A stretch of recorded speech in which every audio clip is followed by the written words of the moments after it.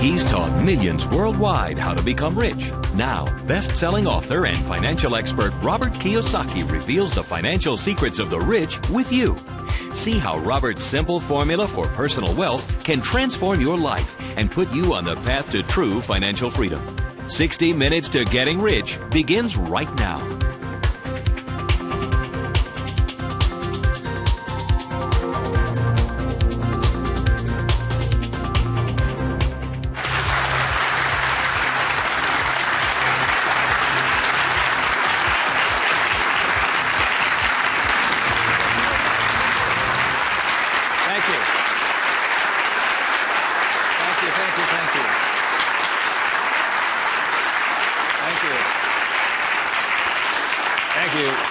Very kind. Thank you very much.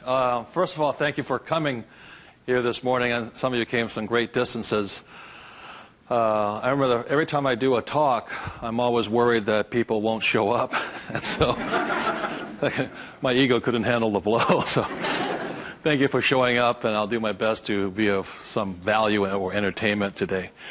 First of all, how many people have had the chance to read Rich Dad, Poor Dad? Good. Okay, thank you.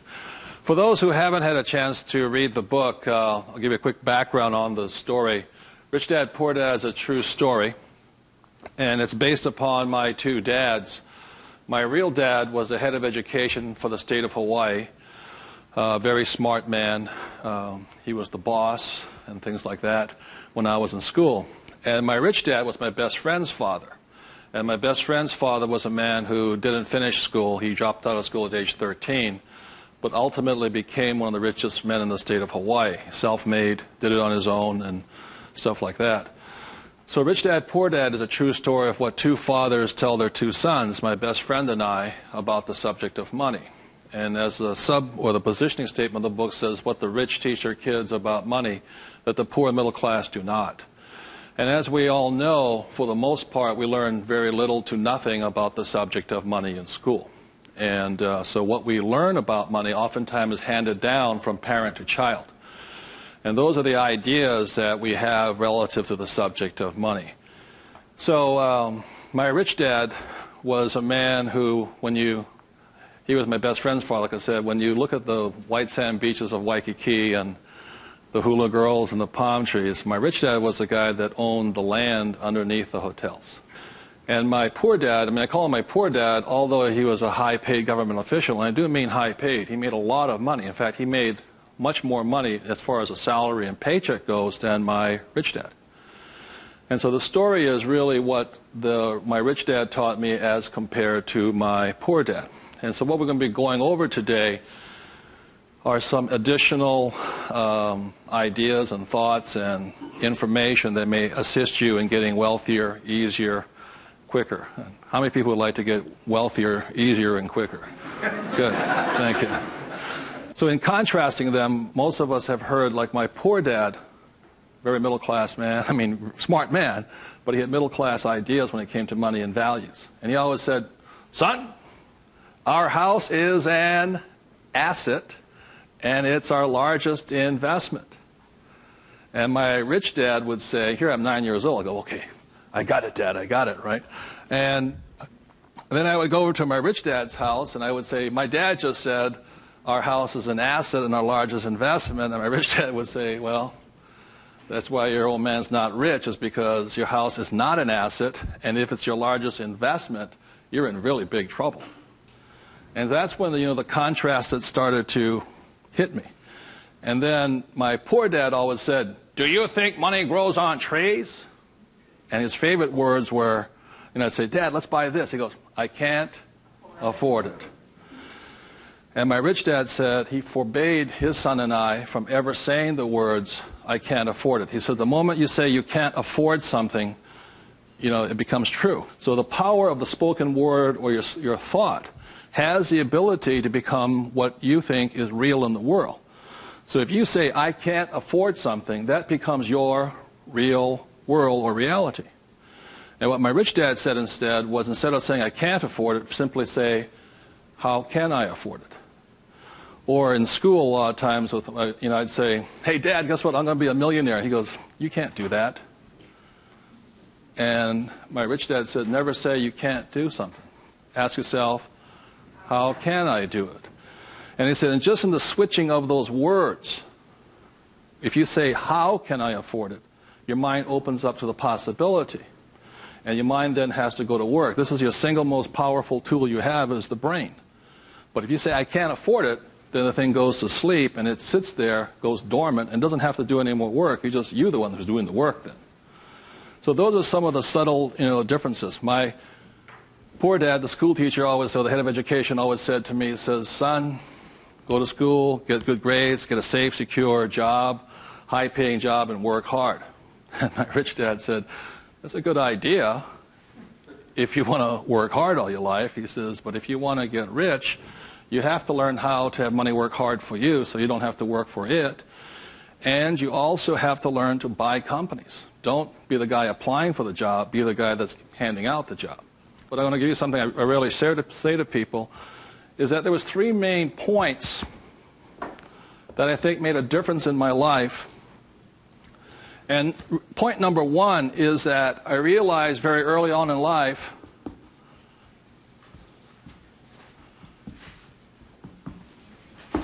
money is a what? Idea. It's whatever you think it is. Now, when people say, well, how can I get more money? I say, well, just first change the way you think. Change your ideas. Now, that's the good news. That's all you have to do. I realize when I talk to people about money, I'm slamming straight into their ideas. And, a lot of times with money, there's several subjects you don't talk about at the dinner table: sex, religion, politics, and money, and whatever. And the reason for that is it's a very volatile subject. Whereas in my family, my poor dad, the school teacher family, was, I'm not interested in money. Money is not that important to me. I began to realize that was my poor dad's idea, was his attitude. Whereas my rich dad always said to me, money is power. Money gives you power. Respect it. Treat it respectfully. So there's all these different ideas about the subject of money. The thing I hear people say is, I'll never be rich. And that becomes a self-fulfilling prophecy, you see. And that's why money, just as an idea, is so, so powerful. And when I talk to people, I oftentimes ask them, I said, what did your parents tell you about the subject of money? Because that becomes real. If you were told, go to school and get a job, see, many of us may not be in the same profession, but we're following the same path. And most people did not come from families that were rich. In America, less than 1 out of 100 people at age 65 becomes rich. In the richest country in the world. 1 out of 100. 4 become wealthy. I think 56% are dependent upon the government or a pension to take care of them. And they start going downhill. So what I had to do, what I'm going to be talking to you about, is I had to watch my ideas, I had to watch what I said, and I had to watch who was giving me the ideas. Okay? Because they're not the same. Like you go to one doctor and they say, eat a low-fat, high-carbohydrate diet. You go to another doctor, they say, eat a high-fat, low-carbohydrate diet. Somewhere you got to make your choice. Number 2, the thing that I learned by having 2 dads with their contrasting points of view, I realized this really early on.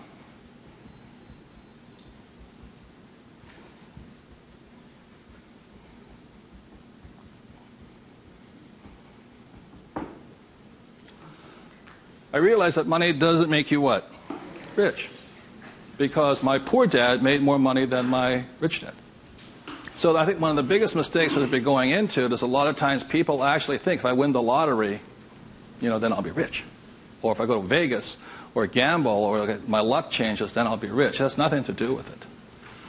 Money is a very powerful tool, as my rich dad used to say. If you use it well, it'll make you richer. If you abuse it, it'll make you poor. So one of the big things that my poor dad made the mistake of saying, he always thought that if he got a pay raise, that would solve his money problems. And the trouble is, every time he got a pay raise, he got bigger problems. So it made him poorer and poorer the more money he made. Does that make sense, you guys? That was a very big problem with him. And then the third thing I realized by having 2 dads and having 2 contrasting points of view was that there's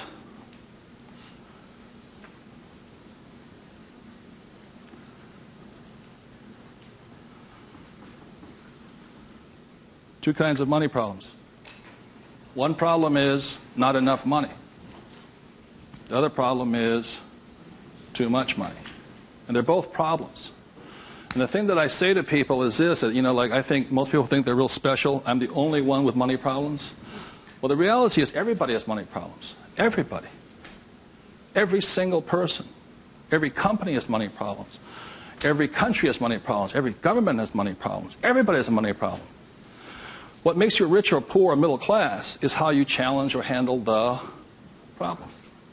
And what most people do, since, so most of us came from families where the problem was too much or too little. Too little. And that becomes our idea. We think money is scarce, hard to get, work hard for it. Very popular idiom going around today suggesting that the way you get rich is cut up your credit cards. Oh, man. Live below your means. Those are poor people's mentalities. Save, go long term, buy mutual funds. And it's not a rich person's way of thinking. I love my credit cards. They make me happy.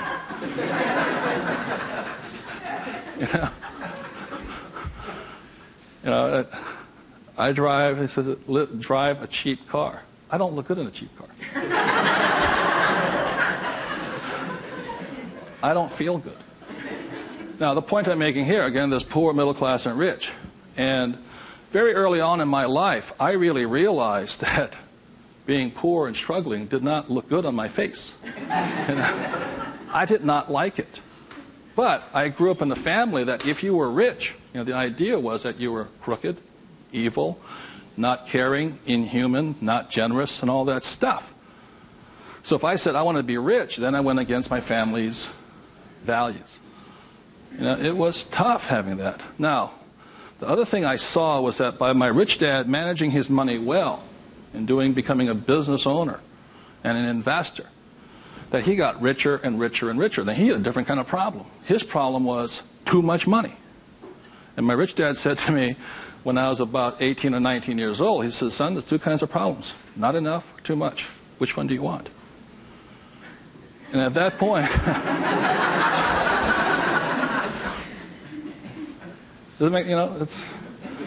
and so I made an obvious choice. I said, I like the one with too much. I want to have that problem. And it's a very big problem. So knowing these three different things, I could make different distinctions and different choices in my life.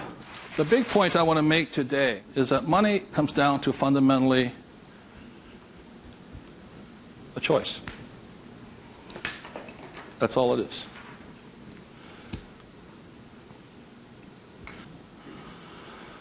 And so, as a young boy having two dads starting at age 9, I had to make a choice of which dad I was going to listen to. And it was a tough decision. Really, really, really hard because I loved both men.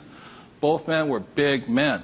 If there was a role model that they filled, they were tall, and they acted like John Wayne or Robert Mitchum, not Pee Wee Herman. They were big, strong, powerful, good, honest, hardworking men. I loved them both. But their ideas were almost polarized, completely opposite. And that's why in Rich Dad, Poor Dad, in the book, I write that Robert Frost's poem, I think, The Road Less Taken or The Road Less Traveled, I had to make a choice of which one I was going to listen to. Which one was I going to follow down the path? And I made that choice. And it was a hard decision because I had to go against my whole family's culture, beliefs, and they're all school teachers. When I came back from Vietnam, they said, 'cause I got my bachelor's degree. I got that Bachelor of Science. They said, now, son, you are going for your master's, aren't you? I said, I kind of doubt it. He said, but you won't get a good job. You get a better pay raise if you have a higher degree. I said, I'm not going to get a job. And it's hard. You sit at the dinner table and there's no conversation, Well, are you going to get your doctorates? I said, well, if I'm not going to get my master's, I don't think I'm going to get my doctorates, Yeah, but you get a better pay raise. They came from the government model that it was not what you did, it was how high, what your degree was that you got paid by. And that's their reality. It's not my reality. So I had to make a choice. And the thing I say to people is that in many ways I'm more like my poor dad. You know, when I retired in 1994, sold my company and all this, I was set for life. You know, I realized that I'd been too much like my rich dad, and that I wanted to run the second half of my life more like my poor dad, but I was going to teach people what my rich dad taught me. And that was a decision I made. But the thing is, it's a choice. And my propensity, my natural inclination, my genetic makeup, my mental makeup is more to be poor. I have to fight my natural inclination to go for job security, to play it safe, save money, invest for the long term, all that other rot my father believed in. The point I'm making here is this: every morning I get up, I still make the same choice. Every morning I get up, I make the choice. Do I make the choice to be poor, middle class, or rich? And we all have that choice. You know, we have to, as individuals, make that choice. By the end of my talk today, you'll find out how easy it is to become exceedingly wealthy. But it's just a choice. Okay. So my intention is to maybe shake some of your core values. You know, think about the way you think, change the way you think. You may want to make some new choices and things like this. That's my purpose. So what I'd like to ask you to do is you find a partner. I'll give you about 30 seconds, and you can just talk it over. You talk about what your parents taught you, what choices you had, but more importantly, talk about this subject here. It's just an idea. What were some of the ideas you got from your family? The idea that you think you work harder and make more money, will that make you rich? I don't think so. And there's only two kinds of money problems. Which one do you want? If you're sitting by yourself, break out a notebook and just write down some of your thoughts. Because really, it's just your ideas that cause you to be rich, poor, middle class. So we take about 30 seconds and discuss with the person next to you some of these ideas. Thank you.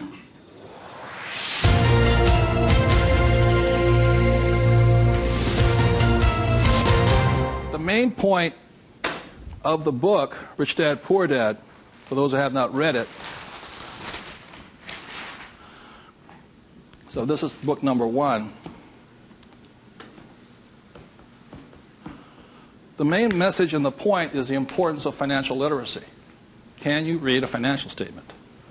So, again, comparing my rich dad and my poor dad, the school teacher, was very word literate. I mean, he read a novel a week.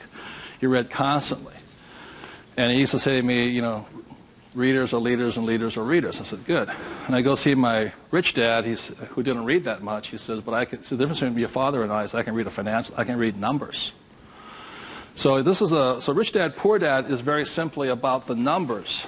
And this is an income, expense, assets, and liability. And that's the basis of financial literacy, a financial statement. Now, the problem, and so what it is about the difference between assets and liabilities, things like this, this is really what the book was about.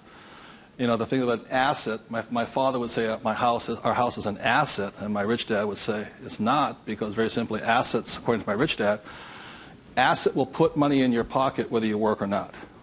And a liability will take money from your pocket whether you work or not. That was very simply it. The important things about a financial statement is that it allows you to see the truth instead of being stymied by other people. My bankers never asked me for my report card yet, you know.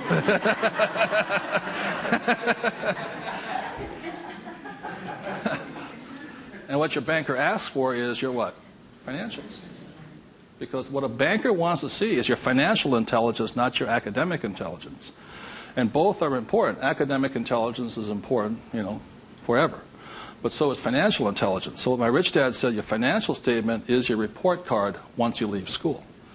And the problem is 99% of the people leave school and they don't have a clue what a financial statement is, much less what a checkbook is. You know, they know credit card, but they don't know much beyond that. And so they're easily swayed with the idea your house is an asset, and that's what gets them in trouble. They can't tell the difference between an asset and a hole in the ground. So that's a big problem there. Okay? And then book number 2, which is this one here, was the cash flow quadrant. Quadrant means 4. And the quadrant was the four people that make up the world of business. E stands for employee, S stands for self-employed, B stands for business owner, and I stands for investor. So my poor dad always said to me, son, go to school and get a job. So he was programming me to come here. But I kept saying, but I want to be rich. And my mother says, yeah, don't listen to your dad, My mother was a nurse. And she says, if you really want to be rich, you should become a doctor. They make a lot of money. So my mother was saying become, specialist, self-employed, or small business owner, independent. You hear people say, if you want to be successful, get a profession. Something you can fall back on. Become a plumber, electrician, attorney, accountant, something you can fall back on. Because these guys are the smart guys. These are the people that become doctors, lawyers, accountants, and they're really the brains of the class. My rich dad said to me, Robert, you make a lousy employee. You can't follow orders. You don't like sitting still. And you're not very smart. I said, you're right. He says, you'd be very good over here. He says, because these guys aren't that smart. And that's the truth. That's why some of the richest people on earth are over here, because they're not smart. But they know how to surround themselves with smart people. And that's one of the biggest differences. And the other part is the investor. And the investor uses a different mentality, different emotions. The investor wants their money to work for them. And their words are, what's my return on investment? How soon do I get my money back? See, most people have the money in a 401k. That's not an investment plan, it's a savings plan. An investor would not do that because it ties that money up too long. I want my money in and I want my money out. I want to know when it comes back to me. It's called velocity. How soon do I put it in? How soon does it come back? Savers put it in and they leave it there forever. It's a different value system. My rich dad said, you always tell an employee by their words. They use the same words all the time. So an employee will always say, I'm looking for a safe, secure job with benefits. Always. My rich dad also said you can always tell a self-employed person because they'll say such things as, I'm going to charge you 6% commission, like a real estate salesperson, or $100 per hour, or I'm going to charge you for the job by this much. So they go, for these people, time is money. And the business owner, what they say, I'm looking for the smart people, best people, I'm looking for the best system. They don't, because they want to move on and start another business. They want to have multiple corporations. Very big difference. And an investor says, I want an ROI. Now, the theme song for the self-employed, the difference between the small business owner and the big business owner is very simply this. A big business owner, if they do the job right and build the company, they can leave. And when they come back, the company's doing better without them, more profitable because they have the right people running it. A self-employed or a small business owner, if they leave, the income goes where? Down. Or if they have employees, they just ferret out they just take everything, the thing falls apart. So that's the difference. And also the difference between an S and a B is the size of their ideas. Like a lot of times I meet people come up to me and say, I want to start a hamburger stand. One hamburger stand, Whereas the same guy named Ray Kroc comes and says, I'm going to build a hamburger stand all over the world. Difference in vision, idea, and leadership skills. They're very, very different people. And the reason they're different is because emotions. This person here values, it's fear, so they want security. Security drives them hard. So they're fearful. This person over here is lack of trust. And these guys, they're highly specialized. They're also the most satisfying, because they have their own time, their own life, and all this. They're very happy this way, but it has its limitations also. And generally, these people are limited to about $500,000 a year max in here, just because time is money. Over here, it goes unlimited, how much you can earn. So there are very, very big differences in the thing. The investor here, their thing is they're neutral, emotionally neutral.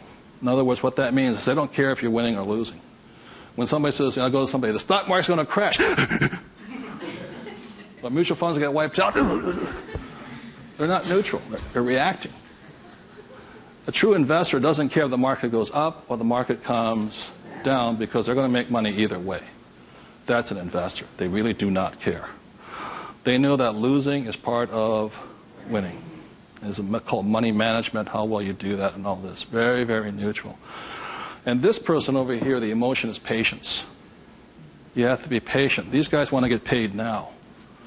These people may not get paid. I think the average is, 3 years, right? They don't get paid. That's why the first question when somebody comes to ask me to invest in their company is, are you willing to work for free for 3 years? I go, no. I said, well, I don't invest with you because you're still thinking like this. So those are the emotional differences. Because today, just being an employee is suicidal. Today you have to be employee plus an investor. You can be self-employed plus investor. Okay, you have to be on both sides of the quadrant, is what I'm saying, minimum. Whether you're here, here, or here, if you ever want some time off, you have to be an investor today. So very simply on, starting from the age of 9 and 10, I started here and I stayed here. That makes sense to you guys? I stayed here.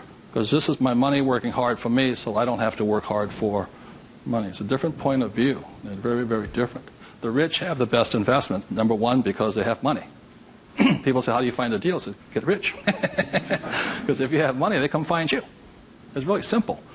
The thing about this one here, the richest or the fastest game in the world played today, the way to get rich forever has been this one.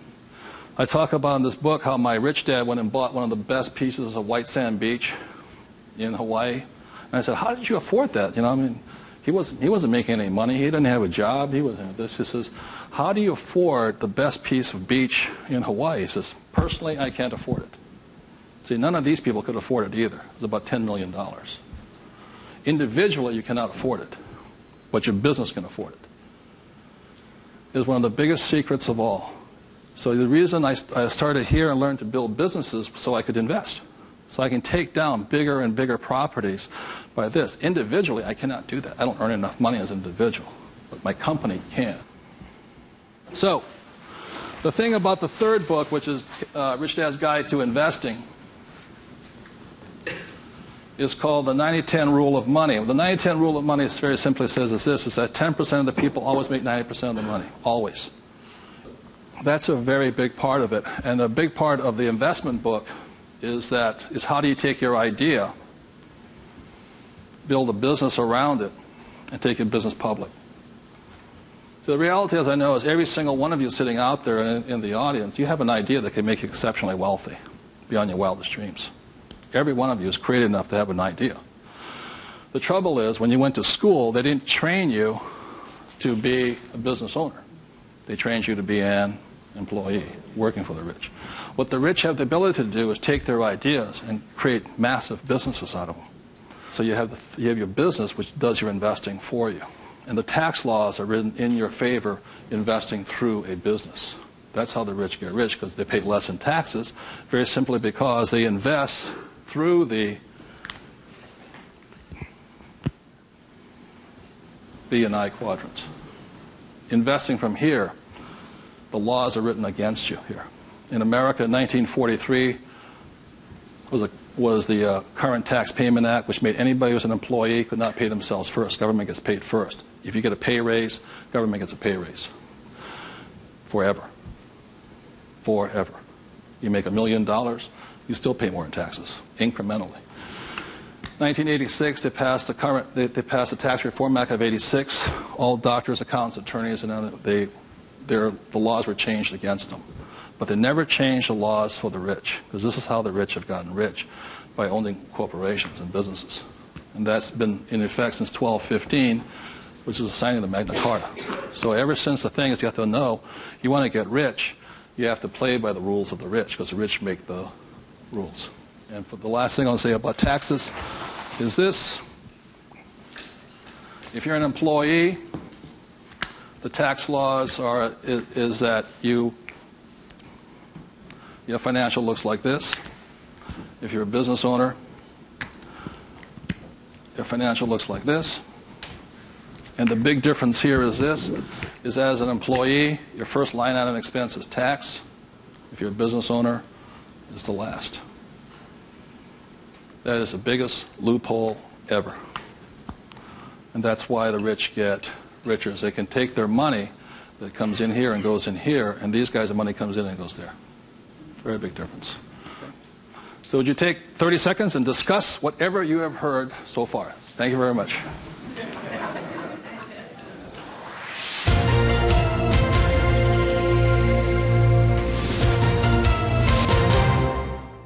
one of the ways I understand that money does not make you rich, when I was in my 20s, late 20s and early 30s, I became a millionaire. And it went straight to my head. And, you know, when you have money, you think your IQ goes up. And in reality, your IQ goes down, you know. And it was fast cars and even faster women. And I was a millionaire. I was a bon vivant around Waikiki. Now, I don't regret a thing. It was a lot of fun. But the more money I made, the more stupid I became. Anybody ever had that problem? So that's how I learned. I made a lot of money, and it made me instantaneously poor because I still had poor habits here. You see this right here? This is financial literacy or financial intelligence. If you cannot read a financial statement, you cannot tell what's happening. You cannot read. And what you don't see here is how the rich make more and more money because of this one little loophole here. You know, that's my account. You know, over here you hit 335,000 in income, and your tax rate keeps going up. Over here you hit 335 in income, tax rate goes down. The laws are written for the rich by the rich. Period. So very quickly I'll go into a financial statement, and this is the basis of wealth here.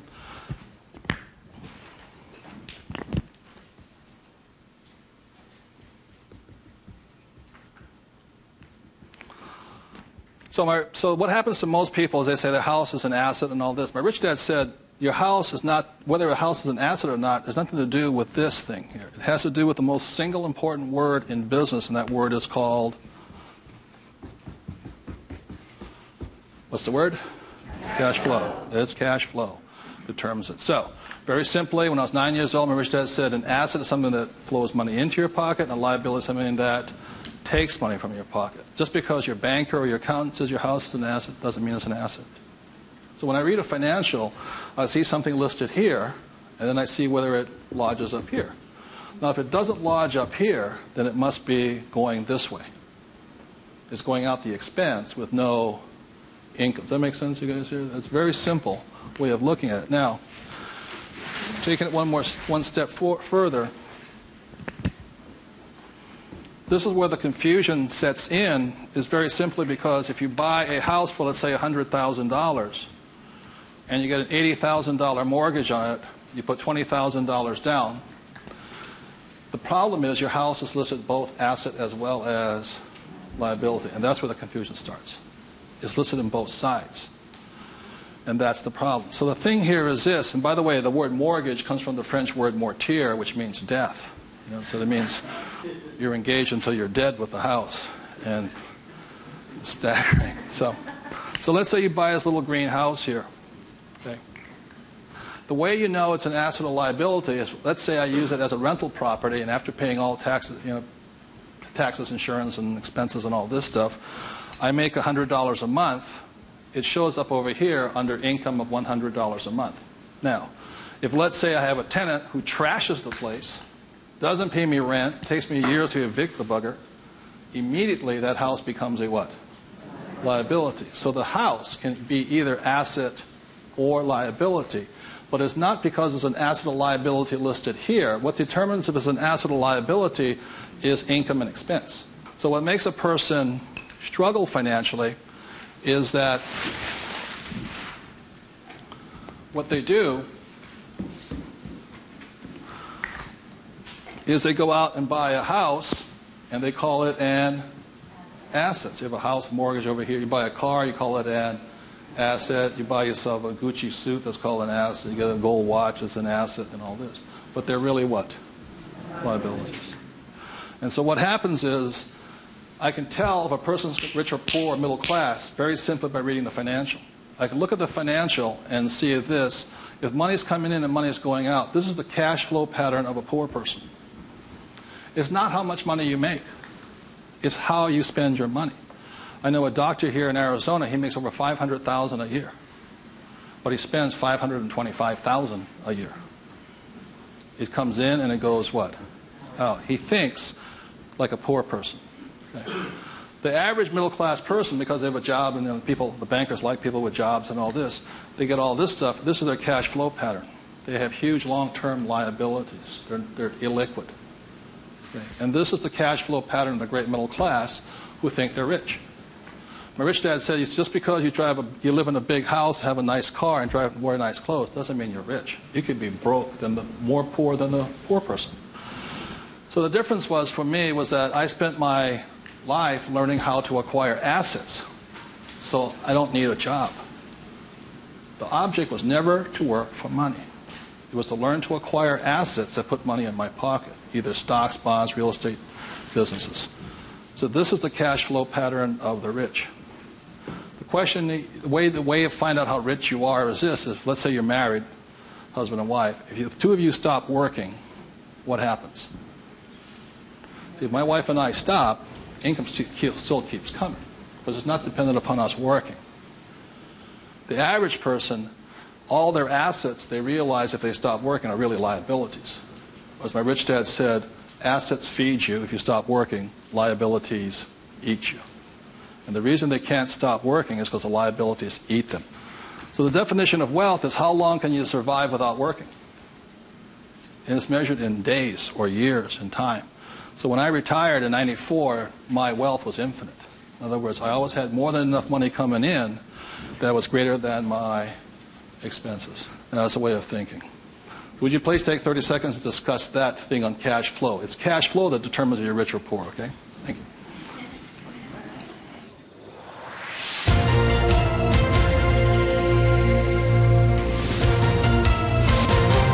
So one of the things I want to be clear on this is whether you're an employee, self-employed, business owner, or investor, the most important thing is this asset column here is your business. One thing my rich dad said, you got to mind your own business.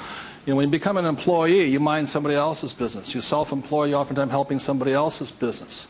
So regardless of where you are, this is your business here. Like I talk about a rich dad, poor dad, somebody says, what profession are you in? So what business are you? I'm a banker. So but that's their profession. It's not their business. This is your business. And your business, you should be an investor. Managing your own portfolio, acquiring your own assets, be it business, real estate, or paper, like stocks, bonds, and mutual funds. So what we're taught in school is not to mind our own businesses. We're taught to mind everybody else's business. And that's my message, is mind your own business. That's how you get rich. Okay? So moving on, last thing is this. So when a banker says to you your house is an asset, he's not lying to you. He's just not saying whose asset it is. It's his asset, right? So when you go across town, you go to your friendly banker, and you'll see that your mortgage is listed under what? Their asset column. So that's the fact right here. It's mortgage here. And the way you know it's an asset, and they list it that way. I'm not telling you something, that they list it that way. The way you know it's an asset is because your mortgage puts money in their pocket. And your mortgage takes money from your pocket. You see, it actually goes like this. It's a complete circle. Now, so that's why they're not lying to you. It's just they're not saying whose asset it is, it's theirs. Now, the other part about it is when you save money over here, it's really your asset. Now, if a balance sheet must balance, it has to balance someplace else. You go to the bank, where does it balance? Bank. But is it their asset or their liability? It's their liability. So your savings are their liability. Notice that? Because they have to pay you money for your money. And it's cash flow determines that. Now, if you notice something else too, you get tax incentives to be in what? Debt. And you're taxed for having savings. And that's why they say, how can we tax savings? It's because you're not smart enough yet. The banks know, political action committees, they control the rules are written by the rich. I'm not saying I love my bankers. I love them dearly. But you have to know the difference between assets and liabilities and whose rules you're playing by. Poor, middle class, or the rich. Got it?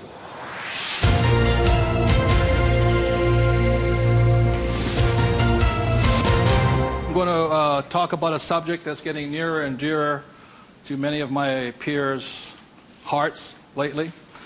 And the subject is retirement, or the lack of the ability to retire.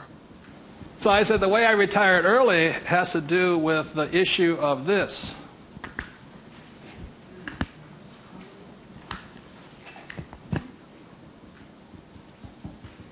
Debt versus what? Equity. The reason I could retire early was because I'm in debt. I borrowed my butt off to retire early. The average person is going to take to 65, 75 as long as possible because they're trying to retire on what? Equity. In other words, they're going to try and use their hard-earned cash to retire, where I would rather use the bank's money to retire. So I am in debt up to my eyeballs. Because the reason is I know some of you out there, because I'm sure some of your parents told you to get out of what? Debt. Well, that's not that intelligent. Because you have to know there's good debt and what? Bad debt. And most people are loaded with what? Bad debt. And if you want to get rich, load up with what? Good debt. And the question I asked those bankers, I said, let me ask you this. How long would it take you to save $1 million? I'll ask you guys, how long would it take you to save $1 million? A couple of years at least, right? Yeah. How long does it take you to borrow $1 million? About 10 minutes. If you have good financials. And that's the difference. And that's the price people pay for not being educated in this world, to think that they have to work hard, save money, and finance your retirement on equity. I'd rather do it on debt. And the way I do it on debt is my banker will always lend me money on a thing called real estate. Always. They will not lend me money to buy stocks, but they will lend, even if it's bank of what stock, their own stock, they won't lend me $1 million for 30 years at 8%. But if I find a commercial building, $1 million, 8%, 30, they'll all day long. The thing that scares me right now is never have so many people in the history of the world bet their retirement on the stock market. And they've bet real money. Am I correct? And trust me, the market will crash. Always has and always will.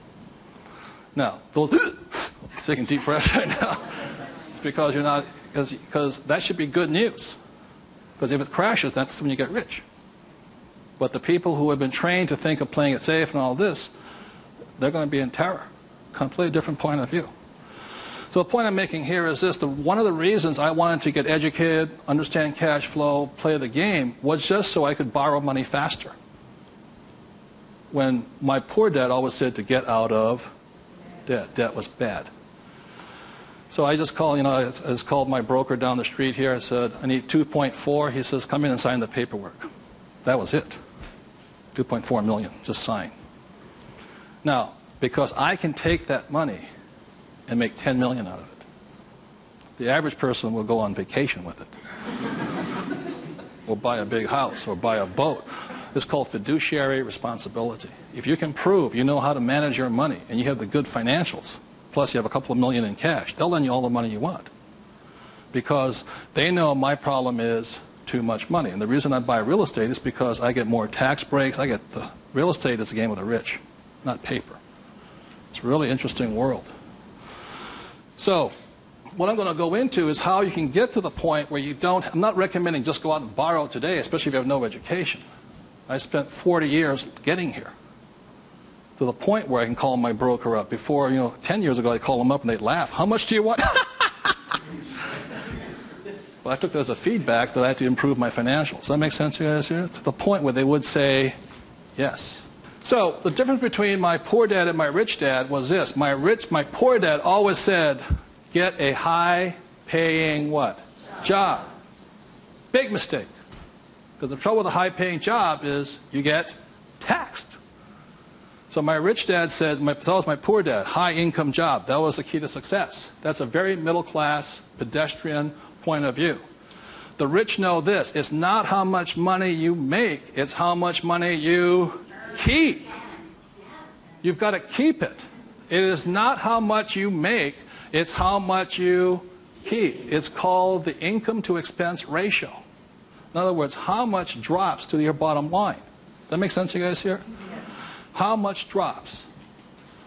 So the minimum is 30%. So you're making $1,000, the minimum that can drop is 30%. If you're not going 30% to the bottom line, in other words, this way, and you don't have to do it, I'm just giving you the ratios that work. If you have $1,000 coming in this way, then 300 needs to hit here somehow. That's the ratio. The average person, you know how much is hitting here? Nothing. That's why they're poor. They're making more and more money, high-paying job, you know. I went to the university to get a high-paying job, and I'm now a GS-19, and I'm getting more money, but less is dropping here. Does that make sense to you guys here? Because they're buying more what? Liability. It's called the income-to-expense ratio. How much is dropping? That's what counts. I listened to Sir John Templeton. He said when he first got married, for every 1,000 that came in, 500 hit here. That's what makes the rich rich. It's not how much they make, it's how much they keep. It's a matter of focus. And my poor dad always said, I'm making more money. And my rich dad says, I'm keeping more money. Big difference. Huge difference in long-term wealth. It's how much is hitting this here. So, the thing I have is an exercise that'll prove that anybody can be rich. And when I was a little kid, my rich dad gave me one of these. He gave me 3 of these little things. They're called what? Piggy banks. So if you want to get rich, go out and buy 3 of them. Okay? 3 piggy banks. That's all it takes to train yourself to think to be rich. Now, for every piggy bank, so you have 1 piggy bank, 2 piggy banks, 3 piggy banks. 1 is for saving, 1's for investing, and 1 is for tithing or charity. Very important to give. The decision you make today, I'm talking about choices. You can say, well, that's too simple, you know. But the choice you make is for the rest of my life, or for the next 90 days, whatever you can handle, how much am I going to put in each bank every day? Not once a week. Every single day. Because what you're training is your brain to think like and act like and be like a rich person. You're dropping it to the bottom line. So, let's say the most you can handle today, given your horrific financial brilliance, is $1. Good. Now, I don't care the dollar amount, but I do care that you do it. It's like going to the gym and saying, you know, today I look like a sumo wrestler, but tonight I'll look like Arnold Schwarzenegger. It's not possible, you know what I mean? It's not going to happen. So how many people right now could say for the rest of your life, with 3 piggy banks, you'll put $1 a day away per bank? Good, right? And it's not, and everybody can do it. But the problem is, most people won't. And that's the difference. But once it hits your piggy bank, it's yours for the rest of your life. You pass it on for generations. That's what the rich do. The middle class finds some cheap and tacky excuse to break the bank. Am I correct? You know, I got to spend this money. That was my poor dad. Well, if I make more money, I'll get a pay raise next year. The government, you know, be a GS-19. But they kept breaking the bank. Now, it has nothing to do with the dollar amount. It has to do with the habit, the way of thinking, that this is more important to me than eating. It's more important than my kids' clothes. More important than everything else is this. This is first. So start with $1. Everybody can do that. All it is 0 to go to 10. Now, at this point, people say, well, that's not that tough. Try $10 a day. Then you see some heartbeats. At that point, you're now at the boundary of what's possible for you. It's only a 0 added on to it. And you want to spend it. Now, if this becomes easy at $10, then just up it to, and you'll find your heart rate going up. So when people say, well, this is a simple exercise, I'm beyond it, then try going to, it is not the dollar amount. I mean, it's not the thing. It's the habit. And you know you're a stud.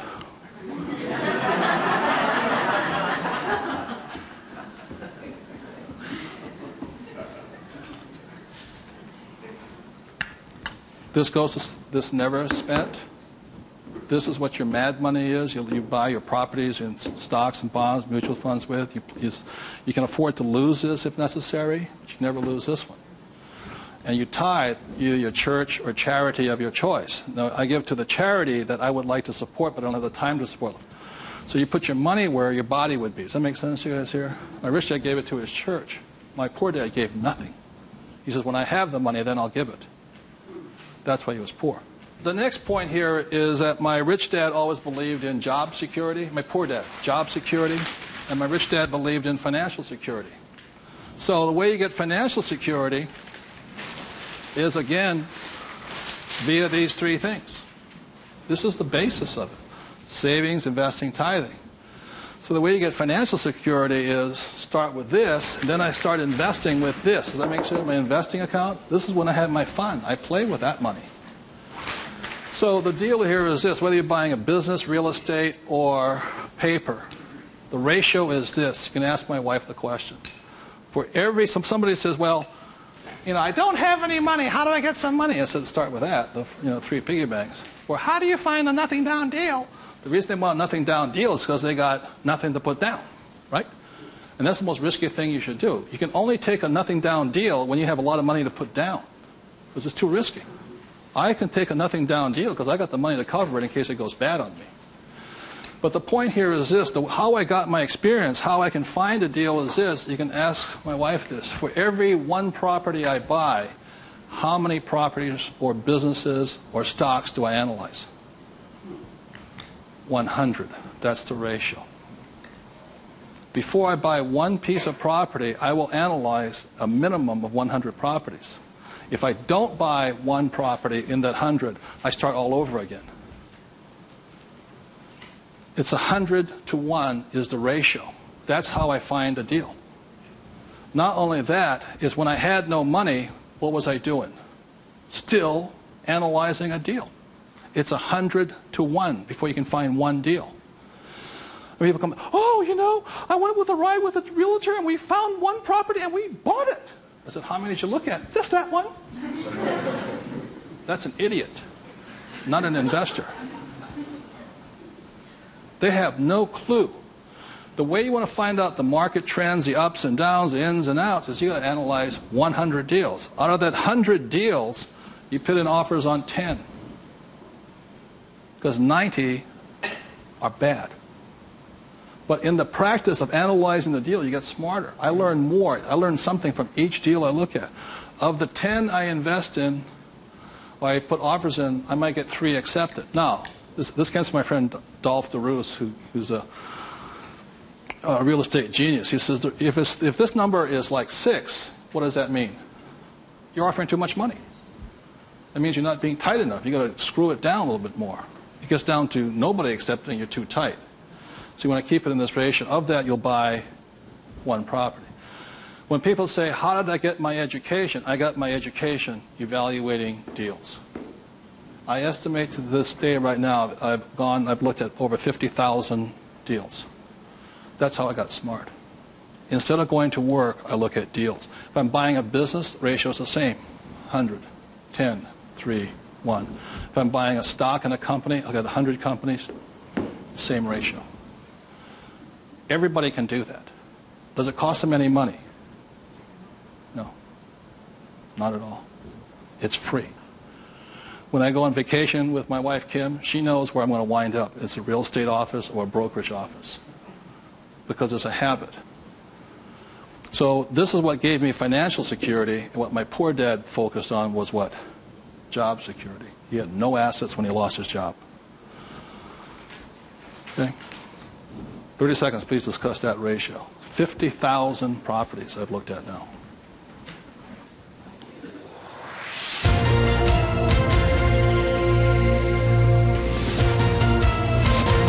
I'm going to do one last thing that, in my experience, keeps most people poor or struggling financially. So you remember the 3 piggy banks? That gives you the money. Doing this, 100 deals. The reason I don't have a job is because it interferes with looking at deals. I don't want to do that. I'm looking at a deal constantly. That's the people that work with me constantly. That's all I'm doing is tracking down deals. It's a waste of time to work. I don't get rich.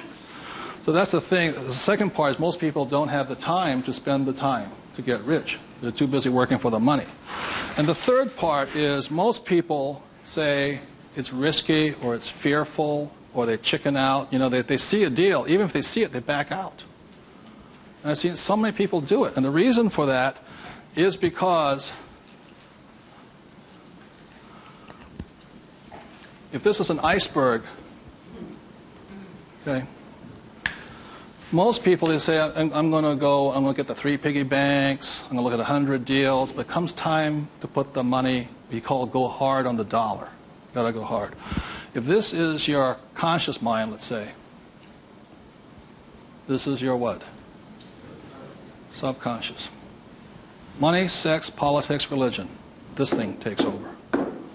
I've seen people go, hey, I might lose money, when the stock market crashes, and what if this is bad, and I'm going to call my accountant, my attorney. This talks. I see him walk away from it. Well, I'll think about it. It doesn't cost you anything to buy a piece of property. Nothing. It costs nothing. It's called you put an option down on it. I sit there and say, we got $1 million. I said, here's a $20,000 check. Don't cash it for a week. I'll see you. I option it. Same as in the stock market. Option. I don't use the thing. It doesn't cost you any money to buy a piece of property. But people will talk themselves out of it. Instead of interacting, these guys are reacting. And it's really tough here in Arizona, or you don't know what it's like to be in New York. I'm going, it doesn't make any difference, because the problem is between your ears. Because the fears come up, they start talking, and you can't talk to these people at that moment. They're like, and the reason is because of the magic word. What is it? Fear. And what happens to the average person, fear stands for false evidence appearing real. And what I mean by false evidence is that if this starts talking, they'll start gathering the evidence to make sure that it's real. Well, you know that most businesses fail. Let me show you the facts, and let me show you the stats. See, they're looking for all that false evidence. They'll validate, they'll justify it. They'll call their mother, their sister-in-law, their brother-in-law. Yeah, we agree with them. Am I right? They'll make it real. It's not real. Like, I got crucified that said, that the 9 out of 10 businesses fail. I said, that's correct. Most of them fail, but one makes it. I said, look, I failed twice. Twice I was part of the 9, but once I made it to the 10. The difference between you and me is you haven't failed at all yet. Yogi Berra once said the great thing about the National League is that if you strike out 7 out of 10 times, you're in the Hall of Fame. So the biggest mistake was my poor dad, my rich dad, this did his thinking for him. He could give you all the reasons why you failed. When I failed, I felt terrible for about a year. It was horrifying. I lost millions of dollars. Self-esteem, I was homeless again, on the street and all this. But once I got that back, I was stronger. Then I failed the next time. A little bit, 6 months, depression. Third time I hit it. Difference is my poor dad said, you failed. My rich dad says, you haven't failed enough. There is a difference. And my rich dad also said, failure is part of success. People who avoid failure also avoid success. So your biggest expense is not what you spend. Your biggest expense is the money you're not making because you're afraid. So the thing that my rich dad taught me very early on, called fear.